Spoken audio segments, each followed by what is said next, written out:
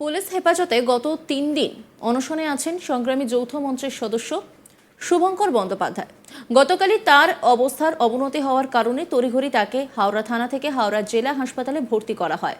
সূত্রের খবর, তিনি জলস্পর্শ না করায় তার শারীরিক অবস্থার আরও অবনতি হয়।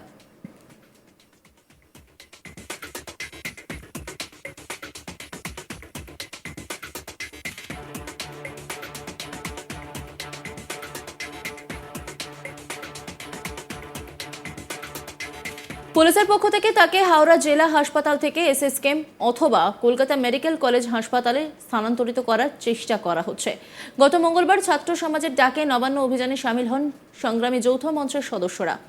তারা হাওড়া স্টেশন থেকে ফরশো রোড হয়ে নবান্নর দিকে এগোনোর চেষ্টা করলে পুলিশের সঙ্গে সংঘর্ষ শুরু হয়। এরপর ওই প্রতিনিধি দলের সদস্যরা হাওড়া ময়দানে এলে সেখানেও পুলিশের সঙ্গে গন্ডগোল বেঁধে যায়। পুলিশ লাঠিচার্জ করলে আহত হন কাঁকসা বিডিও অফিসের কর্মী শুভঙ্কর বন্দ্যোপাধ্যায়। মঙ্গলবার পুলিশকে মারধরের অভিযোগে শুভঙ্কর বন্দ্যোপাধ্যায়কে গ্রেপ্তার করে হাওড়া থানার পুলিশ। বুধবার তাকে হাওড়া আদালতে তোলা হলে বিচারক 1 দিনের পুলিশ হেফাজতের নির্দেশ দেন। বৃহস্পতিবার ফের তাকে আদালতে তোলা হলে বিচারক 4 দিনের পুলিশ হেফাজতের নির্দেশ দেন। এরপর থেকেই তিনি হাওড়া থানায় পুলিশ হেফাজতে ছিলেন। বৃহস্পতিবার সন্ধ্যায় তিনি গুরুতর অসুস্থ হয়ে পড়লে তাকে হাওড়া জেলা হাসপাতালে ভর্তি করা হয়। ইন্দ্রজিৎ মণ্ডল সংগ্রামী যৌথ মঞ্চের সদস্য, তিনি কি বলছেন শোনাবো আপনাদের। এই শুভঙ্কর ব্যানার্জি ওনার পরিচয়টা আগে দেওয়া দরকার, কারণ সংগ্রামী যৌথ মঞ্চের একজন একনিষ্ঠ কর্মী এবং বিগত দিনে এই সরকারি কর্মচারীদের জন্য 51 দিন অনশন করেছেন। গত 27শে আগস্ট সংগ্রামী যৌথ মঞ্চের পক্ষ থেকে এককভাবে নবান্ন অভিযানে ডাক দেওয়া হয়েছিল সংগ্রামী যৌথ মঞ্চের পক্ষ থেকে। সেখানে পুলিশি অত্যাচারের শিকার হয়েছিল শুভঙ্কর বাবু। যে ক্লিপিংস আমরা দেখেছি মিডিয়ার মাধ্যমে, সেই ক্লিপিংসে দেখা যাচ্ছে শুভঙ্কর বাবুকেই অত্যাচার করা হচ্ছে, লাঠিচার্জ করা হচ্ছে। অযথা আমরা দেখলাম সেই শুভঙ্কর বাবুকে তার নিবাস থেকেই গ্রেপ্তার করা হলো। বর্তমান পরিস্থিতি তিনি অসুস্থ রয়েছেন ভীষণভাবে, কারণ যেদিন থেকে তিনি গ্রেপ্তার হয়েছেন সেদিন থেকে তিনি নির্জলা উপবাসে রয়েছেন, একেবারেই অনশনে রয়েছেন। গতকাল তাকে তোলা হয়েছিল কোর্টে, সেখানে তার বেল রিজেক্ট হয়। আজকে আমরা কোনোভাবে মুভ করতে পারিনি।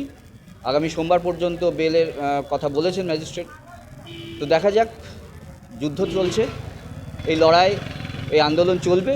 আরজি করের প্রতিবাদী যে মানুষগুলো রয়েছে, আরজি করের হত্যাকাণ্ডের প্রতিবাদে যারা আমরা মাঠে নেমেছিলাম, তাদের মধ্যে শুভঙ্কর ব্যানার্জি একজন অন্যতম মুখ, সংগ্রামী যৌথ মঞ্চের একজন সৈনিক।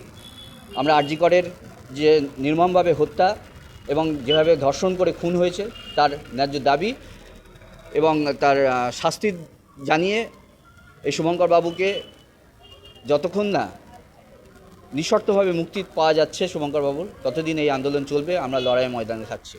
একটা জিনিস, এখন শুভঙ্কর বাবুর স্বাস্থ্যের অবস্থা কি? স্বাস্থ্যের অবস্থা ক্রমাগত, উনি জল পর্যন্ত খাচ্ছেন না, ক্রমাগত স্বাস্থ্য অবনতি হচ্ছে। প্রায় ধরুন আজকে 70 ঘন্টার কাছে তিনি অনশনে রয়েছেন। মাথায় আঘাত পেয়েছিলেন, মিছিল চলাকালীন মাথাতে আঘাত পেয়েছেন, হাতেও আঘাত পেয়েছিলেন। লাঠিচার্জ করার পরে ট্রিটমেন্ট হয়নি। পরবর্তীকালে আমরা সিটি স্ক্যানের আবেদন জানিয়েছিলাম। তো আজকে যিনি সিনিয়র ডাক্তারবাবু ছিলেন উনি রেফার করেছেন। তো পুলিশ দেখছেন যেখানে বেড পাওয়া যাবে, হয় মেডিকেল কলেজ অ্যান্ড হসপিটাল, না হলে পিজি, এই দুটো জায়গার মধ্যে কোথাও ওনাকে ট্রান্সফার করা হবে। আজকে ট্রান্সফার করার জন্য কথাবার্তা চলছে, পুলিশি তৎপরতা শুরু হয়েছে। আপনারা কি নিয়ে চলে যাবেন? আমরা যাচ্ছি না, আমরা সঙ্গে থাকছি। যা আছে উনি পুলিশ কাস্টোডিয়ানের মধ্যে রয়েছেন, তো যা করার পুলিশ করবেন, আমরা সঙ্গে থাকছি। জানা গেছে হাসপাতালে গিয়েও শুভঙ্কর অনশন চালিয়ে যান।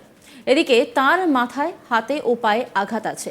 এই অবস্থায় হাওড়া জেলা হাসপাতালের চিকিৎসকরা অন্য হাসপাতালে চিকিৎসার জন্য পরামর্শ দেন। সংগ্রামী যৌথ মঞ্চের সদস্যরা জানিয়েছেন তাকে কলকাতার এসএসকেএম অথবা কলকাতা মেডিকেল কলেজে হাসপাতালে ভর্তি চেষ্টা করছে পুলিশ।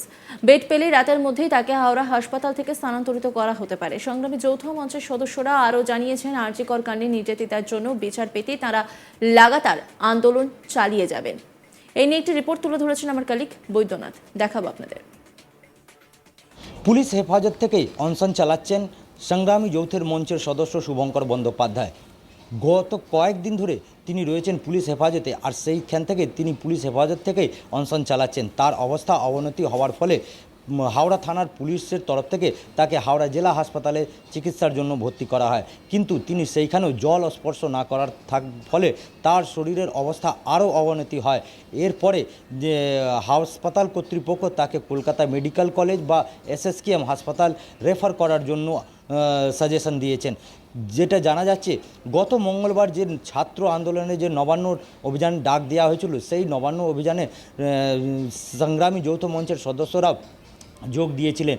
তারা হাওড়া স্টেশনের কাছে জমায়েত হয়েছিলেন, সেখানে পুলিশ তাদেরকে বাধা দেয়। তারপরে তারা হাওড়া ময়দানের দিকে আসেন ও হাওড়া ময়দানের আসার পর সেখানে পুলিশের সঙ্গে বচসা হয় ও পুলিশ লাঠিচার্জ করে, তাতে আহত হয়েছিলেন। তারপরে হাওড়া থানা পুলিশ তাকে গ্রেপ্তার করে ও হাওড়া জেলা আদালতে তোলা হলে তাকে মাননীয় বিচারপতি তাকে 1 দিনের পুলিশ হেফাজতে নির্দেশ দেন। এরপর তাকে আবার বৃহস্পতিবার হাওড়া জেলা আদালতে তোলা হলে 4 দিনের মাননীয় বিচারক যে রয়েছেন সে বিচারক তিনি 4 দিনের পুলিশ হেফাজতের আবার নির্দেশ দেন, কিন্তু সেই পুলিশ হেফাজতেই তিনি হাওড়া থানা ছিলেন ও সেইখানে শারীরিক অবস্থা অবনতি হওয়ার ফলে তাকে হাওড়া জেলা হাসপাতালে নিয়ে আসা হয়।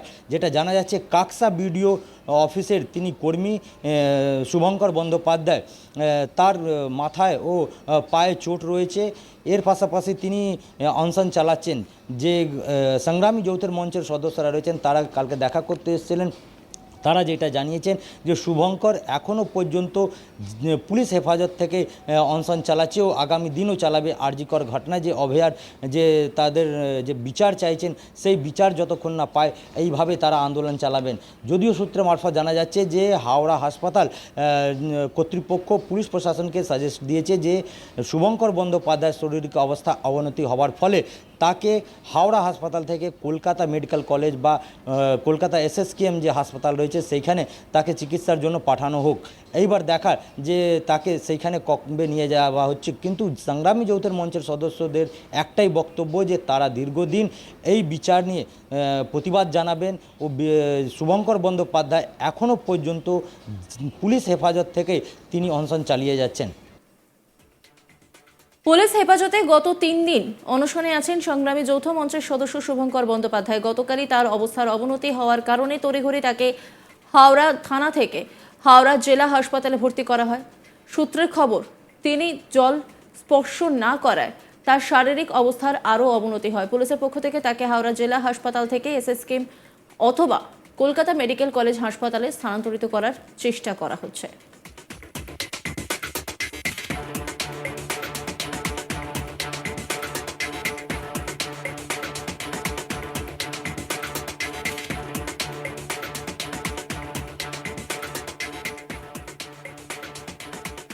নজর রাখুন আজ তাক বাংলার ইউটিউব স্ট্রিমিংয়ে।